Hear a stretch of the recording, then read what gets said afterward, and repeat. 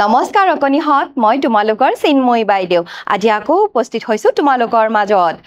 আজি আকৌ লৈ আহিছো তোমালোকৰ অকনি গণিত পাঠ্যপুথিৰ পঞ্চম অধ্যায় বিয়োগৰ একেবাৰে অন্তিমটি অংশলৈ এতিয়া চাওঁচোন আহা এই অংশটিত কিনো আছে কিন্তু এই অংশটিলৈ যোৱাৰ আগতে আমি ইয়াৰ আগৰ অংশকেইটিত কিনো শিকিছিলো অকনমান মনত পেলাওঁ আহা আমি শিকিছিলো বিয়োগ কেনেকৈ কৰে পথালিকৈ বিয়োগ আৰু থিয়কৈ বিয়োগ আৰু লগতে আমি শিকিছিলো শূন্যৰ ধাৰণা শূন্য মানে একো নাই আৰু একো নথকা বুজাবলৈ আমি কি ব্যৱহাৰ কৰো শূন্য ব্যৱহাৰ কৰো গতিকে ইয়াৰ পিছৰ অংশটোত কিনো আছে চাওঁচোন আহা এতিয়া চোৱা মোৰ পিছফালে আমি কি দেখিছো গছ দেখিছো গতিকে চাওঁচোন আহা ইয়াক কি কৰিবনো লাগে ইয়াতে কৈছে শূন্যৰ লগত যোগ কৰো আহা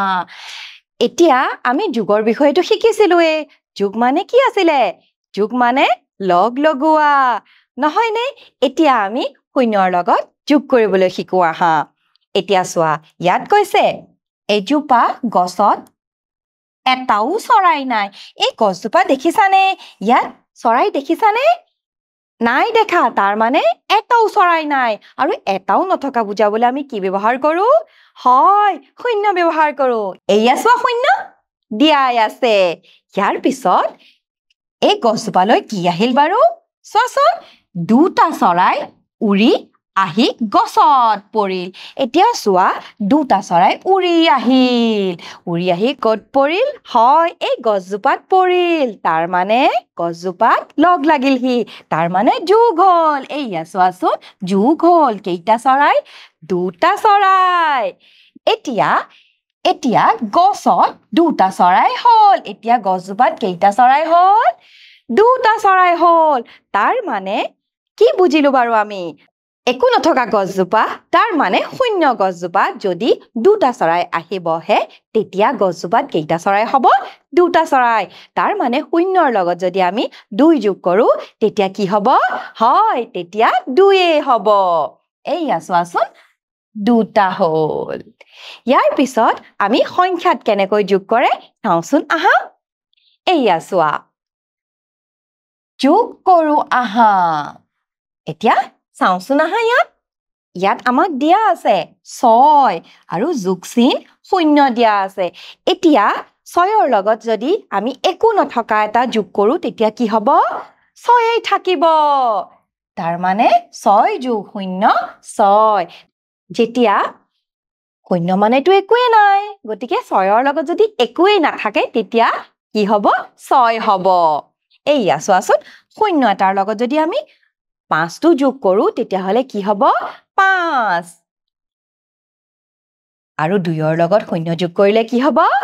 2 হ'ব তাৰ মানে আমি কি বুজিলো কোনো এটা সংখ্যাৰ লগত যদি আমি 0 যোগ কৰো তেতিয়া সেই সংখ্যাটোৱে হ'ব ইয়াৰ পিছত চাওঁ আহাচোন কি দিয়া আছে 0 যোগ 9 দিয়া আছে এতিয়া 0ৰ লগত 9 যোগ কৰিলে কি হ'ব 9 হ'ব এতিয়া চোৱা এই 8টো দিয়া আছে 8ৰ লগত যদি 0 যোগ কৰে কি হ'ব 8 হ'ব 3ৰ লগত 0 যোগ কৰিলে 3 হ'ব চোৱাচোন এতিয়া ইয়াৰ পিছত চাওঁচোন আহা ইয়াৰ পিছত চোৱা ইয়াত কৈছে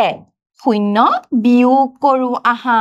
এতিয়া আমি 0 যোগ কৰিবলৈ শিকিছিলো এতিয়া 0টো বিয়োগ কৰি চাওঁচোন আহা এতিয়া ইয়াত কৈছে ৰহিমলাই 5টা মাছ বেচিবলৈ নিলে কেইটা মাছ নিছিলে 5টা মাছ চোৱাচোন এইয়া 5টা মাছ বেচিবলৈ নিলে ইয়াতে 5 এতিয়া ইয়াত কৈছে এটাও মাছ বিক্ৰী নহল ৰহিমলাৰ এটাও মাছ কোনেও নিনিলে গতিকে কোনেও নিনিলে তাৰ মানে কি বহিব 0 বহিব এইয়া চোৱাচোন 0 বহিব তাৰ পাছত কৈছে এতিয়া পাত্ৰটোত কিমান থাকিল বাৰু তাৰ মানে আমাৰ বিয়োগ কৰিব লাগে গতিকে 5ৰ পৰা 0 বিয়োগ কৰিলে কি হ'ব ৰহিমলাৰ কিমান থাকিল বাৰু পাত্ৰটোত 5টা মাছেই থাকিল তাৰ মানে 5 থাকিল দেখিছানে ৰহিমলাৰ 5টা মাছ আছিল এটাও কোনেও নিনিলে গতিকে ৰহিমলাৰ পিছত কেইটা মাছ থাকিল 5টা মাছ থাকিল তাৰ মানে কোনো এটা সংখ্যাৰ পৰা যদি আমি 0 বিয়োগ কৰো তেতিয়াও সেই সংখ্যাটোৱেই থাকিব এইয়া চোৱাচোন ইয়াত 4 দিয়া আছে 4ৰ পিছত 4ৰ পৰা 0 বিয়োগ কৰিবলৈ কৈছে কিমান থাকিলে হয় 4ই থাকিল ইয়াৰ পিছত চোৱা এই 3 দিয়া আছে 3ৰ পিছত 0 বিয়োগ কৰিব লাগে 3ৰ পৰা গতিকে কি থাকিলে 3 থাকিলে গতিকে কোনো এটা সংখ্যাৰ পৰা যদি আমি 0 বিয়োগ কৰো সেই সংখ্যাটোৱেই থাকিব এতিয়া আৰু কেইটামান কৰোছো না বিয়োগ কৰো আহা এতিয়া এই সংখ্যা কেইটা দিয়া আছে আৰু সংখ্যা কেইটাৰ পৰা 0 বিয়োগ কৰিব লাগে চাওচোন আহা এয়া 2 দিয়া আছে 2ৰ পৰা 0 বিয়োগ কৰিব লাগে এতিয়া কোৱাচোন 2ৰ পৰা 0 বিয়োগ কৰিলে কিমান হ'ব হয় 2 হ'ব এতিয়া 6ৰ পৰা 0 বিয়োগ কৰিব লাগে এতিয়া আকৌ কি হ'ব হয় 6 হ'ব আৰু 7ৰ পৰাও এই 0টো বিয়োগ কৰিব লাগে কি হ'ব হয় এতিয়াও 7 হ'ব গতিকে আমি কি বুজিলো যে যিকোনো সংখ্যাৰ পৰা যদি আমি 0 বিয়োগ কৰো তেতিয়া উত্তৰটো সেই সংখ্যাটোৱেই হ'ব এতিয়া ইয়াৰ পিছত চাওচোন আহা ইয়াত কৈছে আজ টানি মিলাও আহা ইয়াতে কিছুমান বিয়োগ দিয়া আছে এই পাৰেও দিয়া আছে আৰু এই পাৰেও দিয়া আছে আৰু মাজত উত্তৰ কেইটা দিয়া আছে গতিকে আমি আস্তানি সেই বিয়োগৰ উত্তৰ কেইটা মিলাব লাগে আহাচোন এই উত্তৰ কেইটা কৰো ইয়াতে কৈছে 6 আৰু 6ৰ পৰা 6টো বিয়োগ কৰিছে তাৰ মানে 6ৰ পৰা 6 যদি বিয়োগ কৰো তোমাৰ হাতত কিমান থাকিব 0 থাকিব তাৰ মানে একো নাথাকে নহয়নে হেয়ে এই আজদাল 6ৰ পৰা 6 বিয়োগ কৰাৰ উত্তৰটো 0 লৈকে মিলাইছে ইয়াৰ পিছত চাও কি দিয়া আছে 7ৰ পৰা 3 বিয়োগ কৰিব দিছে এতিয়া 7ৰ পৰা 3 বিয়োগ কৰিলে কিমান থাকিব পাৰে বাৰু 4 থাকিব এতিয়া ইয়াত 4 কত লিখা আছে এতিয়া আজদাল আমি 4 লৈকে এনেকৈ টানি নিম ইয়াৰ পিছত 8ৰ পৰা 1 বিয়োগ কৰিছে 8ৰ পৰা 1 বিয়োগ কৰিলে কিমান থাকিব 7 থাকিব গতিকে আমি আজদাল 7 লৈকে লৈ যাম ইয়াৰ পিছত 9ৰ পৰা 3 বিয়োগ কৰিবলৈ দিছে 9ৰ পৰা 3 বিয়োগ কৰিলে কিমান হ'বনো 9ৰ পৰা 3 বিয়োগ কৰিলে 6 হ'ব গতিকে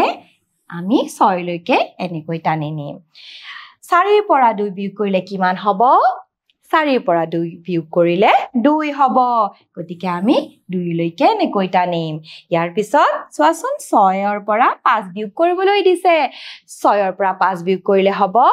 1 গতিকে আমি 1 লৈকে টানিম ঠিক হেনেদৰে আমি এই পাৰৰ বিয়োগ কেইটাও কৰিব লাগিব এতিয়া প্ৰথমতে দিয়া আছে আমাৰ 5টা বস্তুৰ পৰা আমি যদি 3টা বস্তু বিয়োগ কৰো কিমান থাকিব বাৰু 2 থাকিব গতিকে আমি ইয়াৰ উত্তৰটো এনেকৈ আস্তানি মিলাম তাৰ পিছত চোৱাচোন 4ৰ পৰা আকৌ 0 বিয়োগ কৰিবলৈ দিছে মনত পৰিছেনে 4ৰ পৰা 0 বিয়োগ কৰিলে কি হ'ব 4 থাকিব আৰু এয়া আমাৰ উত্তৰটো ইয়াৰ পিছত 9ৰ পৰা 2 বিয়োগ কৰিবলৈ দিছে 9ৰ পৰা 2 বিয়োগ কৰিলে হ'ব 7 আৰু আমি এইটো ইয়ালৈ এনেকৈ টানিম ইয়াৰ পিছত 9ৰ পৰা 8 বিয়োগ কৰিবলৈ দিছে কিমান হ'ব বাৰু 9ৰ পৰা 8 বিয়োগ কৰিলে 1 হ'ব আৰু একেবাৰে শেষত দিছে 8ৰ পৰা 2 বিয়োগ কৰিবলৈ দিছে 8ৰ পৰা 2 বিয়োগ কৰিলে হ'ব কিমান 6 গতিকে ইয়াৰ উত্তৰটো আমি 6 লৈকে এনেকৈ মিলাম চোৱাচোন কিমান সুন্দৰকৈ আমি এই পাৰৰ উত্তৰখিনি আৰু এই পাৰৰ উত্তৰখিনি কেনেকৈ এই মাজৰ উত্তৰখিনিৰ লগত মিলিলে নহয়নে ইয়াৰ পিছত চাও আহা আমাক এখন প্ৰহেলিকা দিছে আৰু এই প্ৰহেলিকাখন আমি সমাধান কৰিব লাগে এতিয়া চাওচোন আমাক কি কৰিবলৈ দিছেনো জুমনে চাইকেল চলাই ঘৰ গৈ পাবলৈ গছ বিলাকত কি সংখ্যা দেখা পাব লাগিব চিন্তা কৰো আহা আৰু ছবিত থকা গছ কেইজোপাত সংখ্যাবিলাক লিখো আহা তাৰ মানে চোৱাচোন জুমন ঘৰলৈ গৈ আছে আৰু মাজত গছ কেইজোপামান আছে এতিয়া জুমনে ঘৰলৈ যাওঁতে এই গছ কেইজোপাত কিছুমান সংখ্যা দেখিবলৈ পাব এতিয়া সেই সংখ্যাসমূহ আমি লিখিব লাগিব কেনেকৈ লিখিব লাগিব প্ৰথমতে জুমনে এতিয়া কি দেখা পালেনো 8 দেখা পাইছে এতিয়া 8ৰ পিছত আমাক 1 বিয়োগ কৰিবলৈ দিছে 8ৰ পৰা 1 বিয়োগ কৰিলে কি হ'ব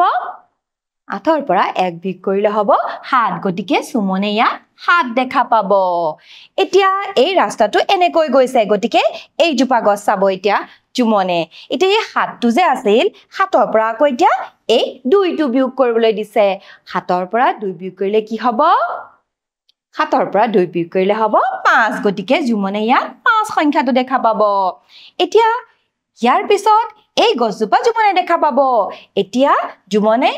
এই 5ৰ পৰা 1 বিয়োগ কৰিলে যিটো সংখ্যা হ'ব সেইটো ইয়াত দেখা পাব এতিয়া 5ৰ পৰা 1 বিয়োগ কৰিলে কি হ'ব বাৰু হয় 4 হ'ব গতিকে ইয়াত জুমনে 4 দেখা পাব এতিয়া ঘৰৰ নিচেই কাষত চোৱাচোন কি লিখা আছে বিয়োগ 3 লিখা আছে তাৰ মানে এই 4 সংখ্যাটোৰ পৰা এই 3টো বিয়োগ কৰিলে কি হ'ব কি থাকিব 4ৰ পৰা 3 বিয়োগ কৰিলে থাকিব 1 আৰু একেবাৰে ওপৰত জুমনে ঘৰৰ ওপৰত সেই 1টো দেখা পাব চোৱাচোন আমি এই প্ৰহেলিকাখন সমাধান কৰিলো ইয়াৰ পিছত আৰু এটা আমাক কৰিবলৈ দিছে চাওচোন কি কৰিবলৈ দিছে ইয়াতে কৈছে নিৰ্দেশ অনুসৰি সংখ্যা লিখো আহা ইয়াত কিছুমান আমি খালি ঠাই দেখা পাইছো চোৱাচোন এয়া খালি ঠাই এতিয়া এই খালি ঠাই সমূহত আমি সংখ্যা লিখিব লাগে কিন্তু আমি বিয়োগ কৰি লিখিব লাগিব এতিয়া চোৱাচোন কিমান বিয়োগ কৰিবলৈ দিছে এয়া চোৱা প্ৰথমতে আমাক 10 দিছে 10ৰ পৰা আমি 1 বিয়োগ কৰিব লাগে এতিয়া 10ৰ পৰা 1 বিয়োগ কৰিলে কিমান থাকিব 10ৰ পৰা 1 বিয়োগ কৰিলে আমাৰ 9 থাকিব গতিকে আমি ইয়াত 9 লিখিম এতিয়া এই সংখ্যাটো ইয়াত লিখিবলৈ হলে আমি আকৌ এই 9 সংখ্যাটোৰ পৰা 2 বিয়োগ কৰিব লাগিব এতিয়া 9 সংখ্যাটোৰ পৰা 2 বিয়োগ কৰিলে কিমান হ'ব 7 হ'ব গতিকে ইয়াত আমি 7 লিখিম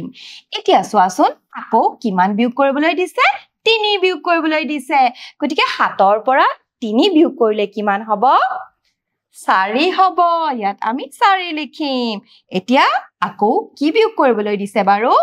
1 বিয়োগ কৰিবলৈ দিছে গতিকে 4ৰ পৰা 1 বিয়োগ কৰিলে কি হ'ব